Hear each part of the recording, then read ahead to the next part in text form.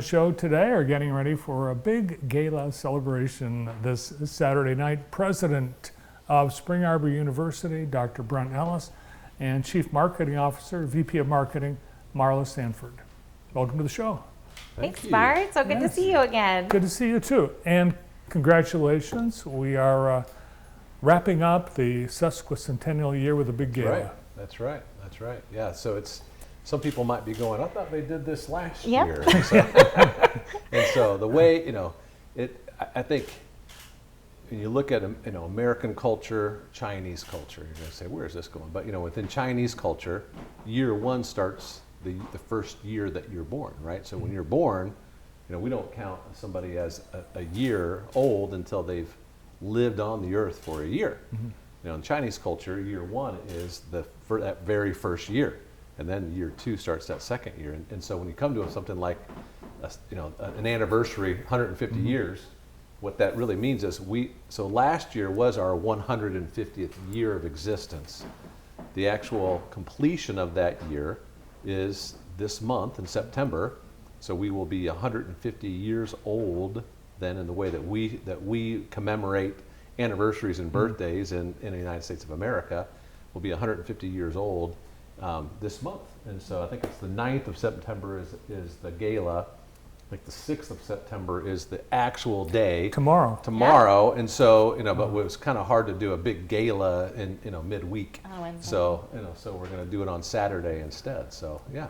Awesome. Well, over the past year, we've had a lot of pieces of the celebration. And one of the things has been the publication of a book on the history of the university. Yeah. And I remember looking back, the school was founded pretty much on the principles that are still in place today. There's no doubt about it. There's no doubt about it. I mean, so in fact, the denomination that kind of gave birth to Spring Arbor, at that point in time, seminary, which was, we think about seminary today, we think about a theological graduate school. That's not what seminary was in 1873. It was a grade school. And so Spring Arbor was started as a grade school in 1873 with this idea that you could take academic, rigorous, educational preparation and tie that closely with careful theological training. And that combination would be something that would prepare these young children to be, wonderful contributors within our world. And through the history then of, so it was a number of years later that a high school curriculum was added. And so even within our community, we have many residents of Jackson County that are proud, Spring Arbor high school graduates. Mm-hmm. Then, it wasn't until maybe in the 30s, 40s that we added a junior college curriculum. And it wasn't until the 1960s then we added a 4-year baccalaureate program. And so today, as a university where we have, undergraduate, graduate, master's level, doctoral level courses, we didn't start that way in 1873. And so the way that we've delivered education has changed. What we offer in the perspective in which we approach education has never changed. You've got a big part of the history because I believe, are you the longest serving president at Spring Arbor? I am in my 11th year. Wow, 11 years. 11 years, awesome. Which is kind of crazy to think about. We had a president who served 12, but he didn't serve that concurrently. Mm-hmm. He served 7 years, took a couple years off, came back and served an additional 5. So from a concurrent standpoint, I'm the longest tenured president, but I'll have one more year to actually tie for the most years in serving as president of Spring Arbor. Hang in there. That's the plan. That's the plan. We'll be back on the show when it happens. All right, so Saturday night, the big gala, and I believe there are a handful of tickets. Yep, just a handful still. Mm-hmm. Most of them are gold level. We have 3 different levels, but they're still available at SAU150.org. All right, what all is going to happen on Saturday? Well, it's good. A lot of it will be a celebration of kind of the history. I think there's going to be some, in fact, I think Marla's team did some nice videos, and so we'll highlight some graduates. We'll tell some stories of some of our alumni, and what they're doing in the world to impact the world for Christ and to make a difference in society and culture. We have some.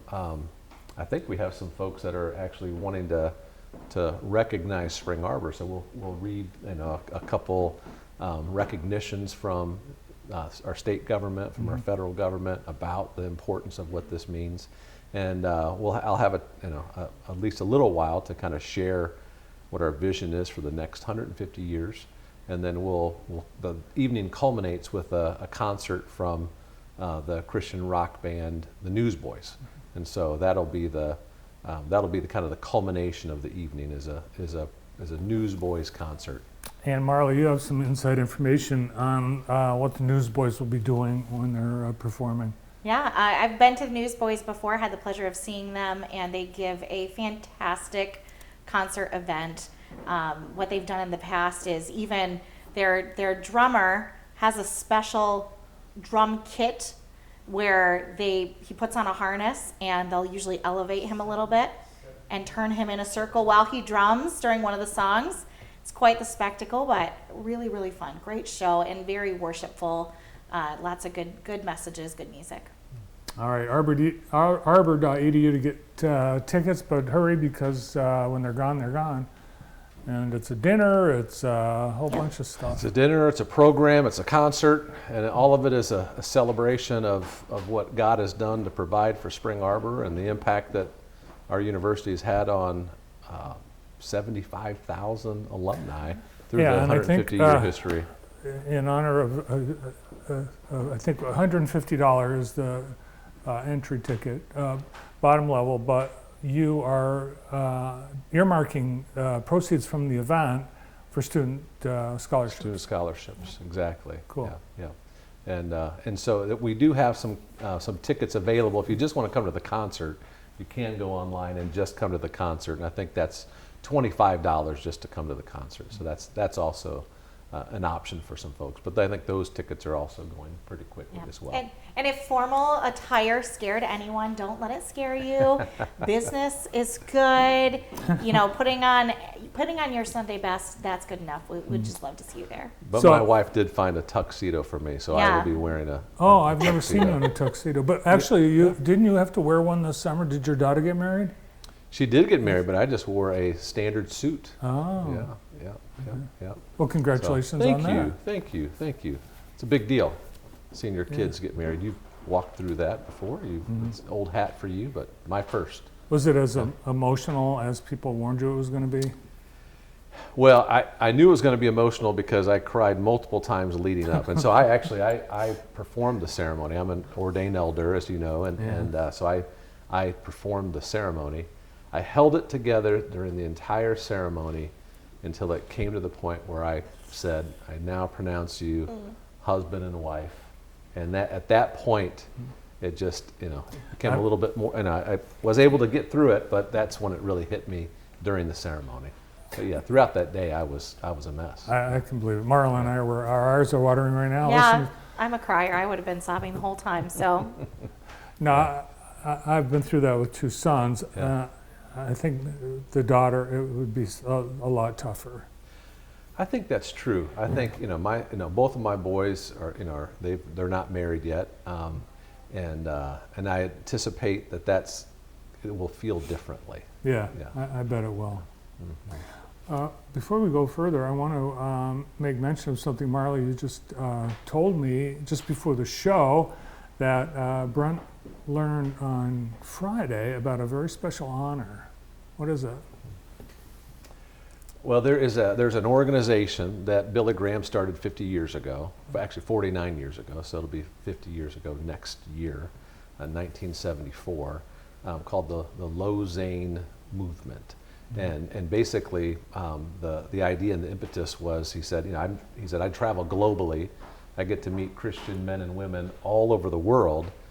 They don't have an opportunity to meet themselves. Mm-hmm. And so he started then in 1974 the first Lausanne conference, where I think 1,500 people came in from around the globe, gathered together in Lausanne and had this first world conference of Christian leaders around the globe, really to encourage and to develop relationships and to have some conversations around theological, scriptural perspectives. And so since then, they've had 3 other world congresses, and the next one will be a year from now, September of 2024.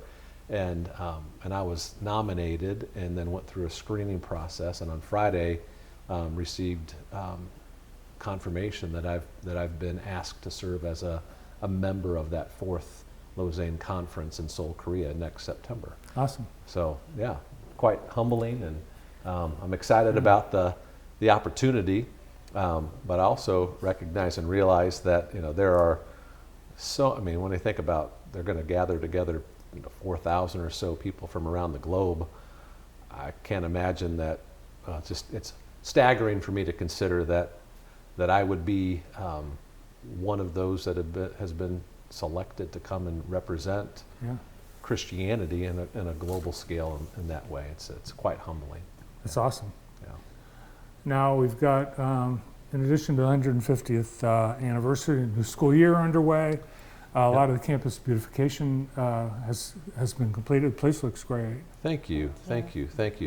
Yeah, it's not completed. The campus beautification is a progressive thing, and so if you, again, a couple of years ago, we totally redid the M60 frontage of the campus, and so I think we planted over 81 trees. We built a beautiful archway. We lit the entire corridor of Spring Arbor's campus from Chapel Road up to Cottage. It looks outstanding. It's beautiful. And we've done a variety of interior things, but along phase 2 now, we've renovated our oldest historical building, Ormston Hall, and actually that is now has moved from a residence hall into an office building, and so actually my office is in there now. I just recently moved in, so the project's not completely done. We've got we're building some ramps, but there's 50 years ago to commemorate our centennial anniversary. There was a beautiful centennial garden that was created and built, and so we're actually refreshing all of that. We're going to tie in, so it'll all tie into what many people know of our University Plaza, where we do a lot of our, we do our ivy cutting ceremonies or our ribbon cutting ceremonies, and so now all of that will have just kind of a tied in and congruous movement from Ormston Hall on one end of this large plaza, then to the White Library on the other end of the plaza, and so that's transpiring right now. But we'll continue to make sure that the campus shows well, and those facilities, we use the facilities well. In fact, one of the things I think that I'm really excited about in repurposing a facility, in our old facility services building that for years, housed our maintenance staff. We were able to acquire some property on the south side of our campus and move all of our facility services into some other buildings further south, which opened up an opportunity for us to go in and absolutely gut and renovate that former building and turn all of that into beautiful mechanical engineering spaces. And so that project will be it's nearing completion right now. And again, what I love about that is, rather than adding footprint, what we're actually doing is coming in with existing footprint and repurposing facilities that just completely upgrades our campus and utilizes existing spaces. It's Cool. It's a great thing. All right. Oh, one more thing. You've got a leadership speaker series. Want to get people a save the date for coming up next month. Yeah, we're excited to bring in Shannon Breen. I think many people are aware of her role in the media. She's not coming as a correspondent from that network. She's coming as an individual who has a deep faith. She's somebody who, I think, from a Christian she has a deep and abiding faith, and what she does is from a Christian perspective. And so, part of what we challenge our students to do is to kind of think about how do you take your faith and apply it in a manner, in a way that allows you to be successful within your career, so that you can earn the right to speak truth to a world that needs to know of Christ's redemption and reconciliation. And she's been a person, I think, that has modeled that well. She's been successful as a journalist, and so for her to come and serve as a model for our students, is saying, this is an avenue that you can take. We have a variety of folks that have done quite well in journalism. We have our Munn Broadcast Center on campus has generated tons of graduates within media, Including here at JTV. including here at JTV. Exactly. That's right. And so to have somebody like Shannon Bream come in, we're excited about that opportunity. Yeah, and Shannon will have the opportunity to speak to our students at our chapel that morning. And so the Leadership Speaker Series will be happening right after chapel, and we're inviting the community to come be part of that and get to interact with Shannon and hear what she has to say. Sounds great. All that we talked about, you can find more detail on arbor.edu, and we'll see you Saturday night. Great. Thank you, Bart. Thank you, guys. Thanks for coming Bart. in. Good to see you. Absolutely. Celebrating 150 years of Spring Arbor University, Dr. Brent Ellis and Marla Sanford. Coming up next,